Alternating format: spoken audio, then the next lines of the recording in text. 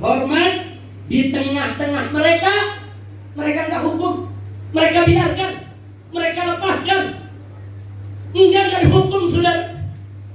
Tapi sebaliknya kata Nabi, wa idza saraka fihim dhaif yuqam alaihi had. Tapi kalau ada orang lemah, wong cilik, orang kecil yang nggak punya kedudukan saudara, mereka bersalah, yuqam alaihi had, ditegakkan atas mereka kedatangan hukum, ditetapkan hukum yang berat atas mereka. Masya Allah, ini Nabi udah kasih kabar, hati-hati, hati-hati. Kalau di tengah-tengah kita sudah tidak adil seperti itu, saudara. Satu kelompok salah dibiarkan, bahkan dilindungi. Kelompok lain yang tidak disukai, saudara, enggak salah aja disalahkan. Apalagi kalau salah, ya ikhwan.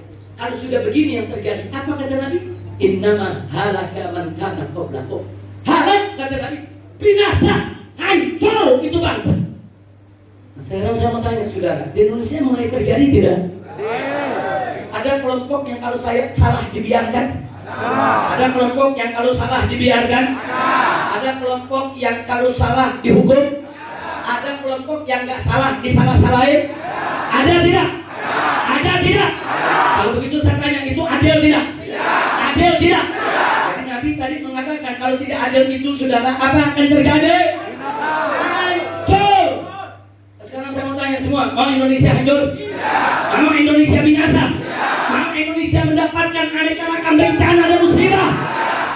Na'udzubillah min dzalik. Ini nggak boleh dibiarkan. Jadi dari hadis ini kita mendapatkan informasi nabawi, informasi yang bukan lagi A1 nih, bukan lagi akurat, super akurat, sumber hukum saudara. Informasi dari Nabi yang nggak pernah meleset. Wa ma yantiqu 'anil hawa in huwa illa wahyuha. Ini informasi ilahi, informasi nabawi. Nabi menginformasikan kalau ketidakadilan sudah terjadi di tengah suatu masyarakat, suatu bangsa, maka mereka akan binasa. Nah, mudah-mudahan Allah selamatkan kita semua. Amin. Gak sampai di situ. Saking perhatian dan pedulinya Nabi dalam keadilan, Nabi bersumpah depan sahabat sudah. Nabi sampaikan kepada para sahabat, jangankan perempuan itu yang kalian bela, jangankan perempuan itu tuh yang tadi itu yang Bani Makhzum yang mencuri, yang katanya terhormat dari suku Quraisy, yang ingin kalian selamatkan, jangankan itu. Lam anna Fatimah binta Muhammadin, andai kata Fatimah putri Muhammad, Fatimah putri Nabi, jantung hati Nabi, kecintaan Nabi, Fatimah ummu abiha. Julukan Fatimah Zahra itu ummu abiha, ibu dari ayahnya. Karena sepeninggal Sayyidatuna Khadijatul Kubra radhiyallahu anha, Fatimah yang menjaga Nabi, Fatimah yang melayani Nabi, Fatimah yang mengurus semua urusan rumah tangga Nabi. Makanya Fatimah Zahra alaihassalam, beliau dijuluki ummu abiha, ibu untuk ayahnya. Subhanallah. Dan nggak sampai di situ, Fatimah Zahra bukan sembarang wanita, wanita yang paling mulia, wanita yang paling suci. Nabi katakan bahwa Fatimah adalah sayyidatun nisa'il alamin, pemimpin perempuan semesta alam sudah. Jadi kalau Nabi mengatakan lau anna Fatimah binta Muhammadin, ini menunjukkan tingginya kedudukan Sayyidatuna Fatimah.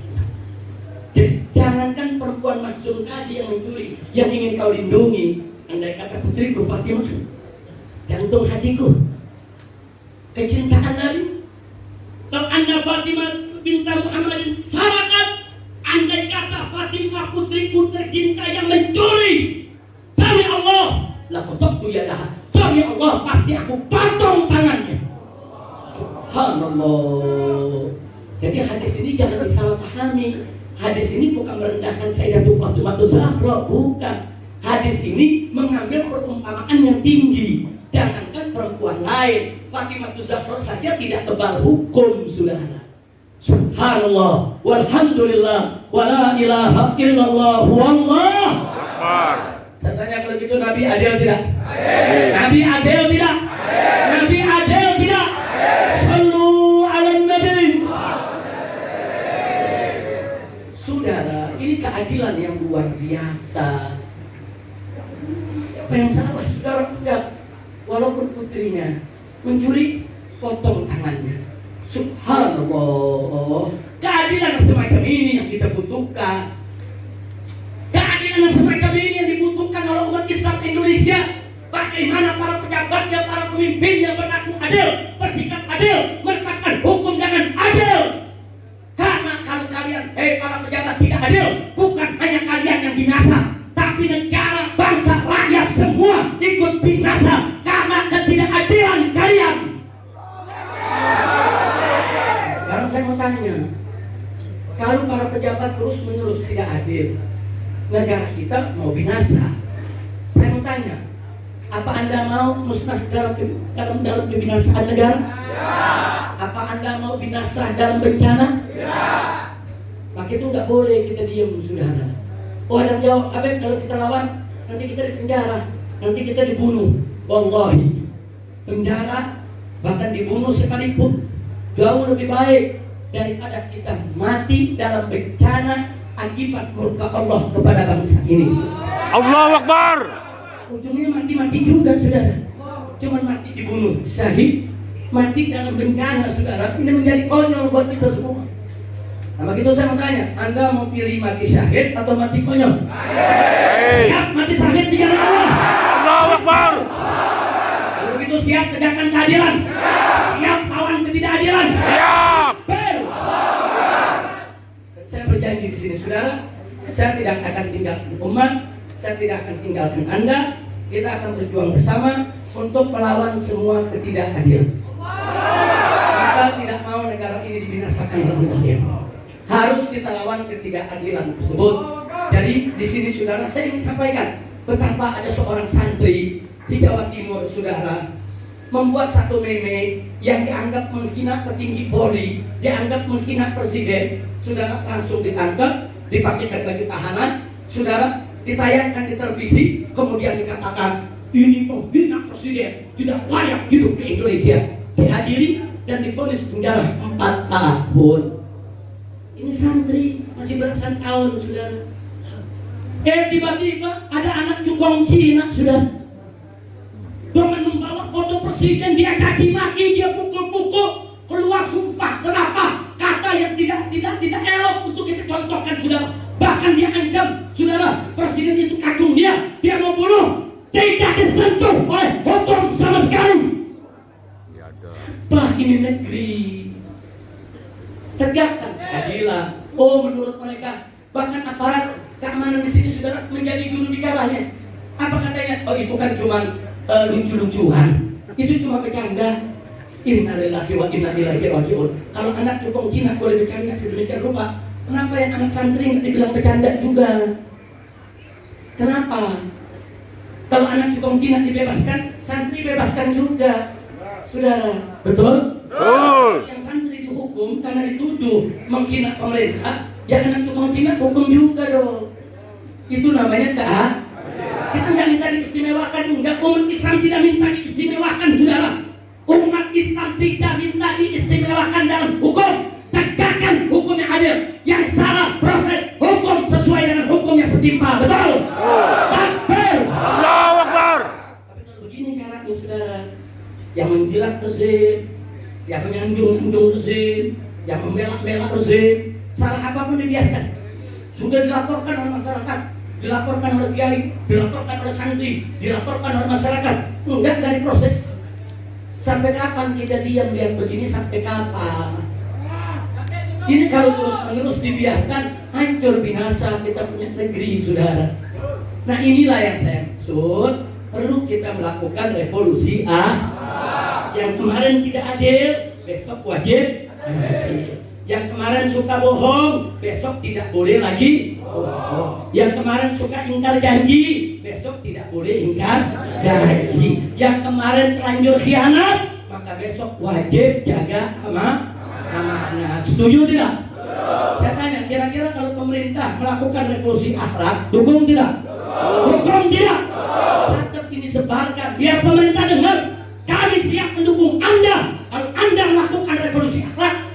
Kalau Anda besok berbuat adil, kalau Anda menegakkan keadilan, kalau Anda merubah segala kezaliman ini menjadi ketaatan kepada Allah, kami hormati Anda, kami siap tunduk kepada aturan Anda. Betul? Kalau Anda tidak hadir, gelombang manusia, gelombang rakyat dari Sabang sampai Merauke akan melawan segala ketidakadilan. Allahu Akbar. Takbir. Allahu Akbar. Sallu ala Nabi. Ingat saudara, suara kebenaran tidak bisa dibungkam. Enggak bisa dibungkam. Walaupun mereka berupaya untuk membungkam suara kebenaran tersebut akan masuk saudara ke celah-celah rumah umat, akan masuk ke telinga-telinga yang mendengar saudara, akan masuk ke relung-relung hati umat saudara, dan suara kebenaran itu saudara akan menjadi model umat untuk menggerakkan semangatnya berjuang untuk melawan segala ketidakadilan. Itu saya tanya sekali lagi, siap revolusi akhlak? Siap revolusi akhlak? Siap melawan ketidakadilan? Siap. Begitu saya minta semua dimanapun Anda berada, ini hadir dari berbagai daerah, jangan biarkan kedoliman terjadi di wilayah Anda. Jangan. Kalau ada masalah siapa mau proses? Kalau santri diproses, kenapa anak tukang Cina dari proses? Proses sama-sama sudah. Kita sama-sama warga negara Indonesia, sama-sama tidak kebal hukum. Baik. Kira-kira jelas tidak? Jelas tidak? Baik, sampai di sini ini yang ingin saya sampaikan. Sekali lagi, tidak adil itu berbahaya. Makanya para ulama Ahlus Sunnah wal Jamaah menganjurkan kepada khotib-khotib Jumat, kalau khutbah Jumat, penutup khutbah Jumat, agar mengamanatkan umat. Innallaha ya'muru bil adli wal ihsan. Kita dengar setiap hari Jumat, saudara. Ini luar biasa Ahlus Sunnah wal Jamaah. Kenapa itu dicantumkan, saudara? Walaupun itu bukan syarat Jumat, bukan rukun Jumat, tapi dicantumkan dan diamalkan, saudara, oleh ulama-ulama Ahlus Sunnah di seluruh dunia. Kenapa? Untuk mengingatkan yaitu umarok, untuk mengingatkan ulama, untuk mengingatkan rakyat bahwa keadilan adalah perintah Allah. Dan jangan lupa al-adlu lil jami', justice for all. Keadilan itu untuk semua, sudah. Tidak boleh ada satu manusia pun yang diperlakukan tidak adil. Apapun agamanya, apapun sukunya, keadilan bukan hanya untuk umat Islam, sudah. Keadilan untuk semua manusia, bahkan untuk semua makhluk Allah Subhanahu wa ta'ala. Kita mesti adil terhadap binatang sekalipun, kita mesti adil terhadap pohon, kita mesti adil terhadap lingkungan, apalagi terhadap umat manusia. Wajib untuk kita bersikap adil. Siap bersikap adil? Siap tegakkan keadilan? Takbir!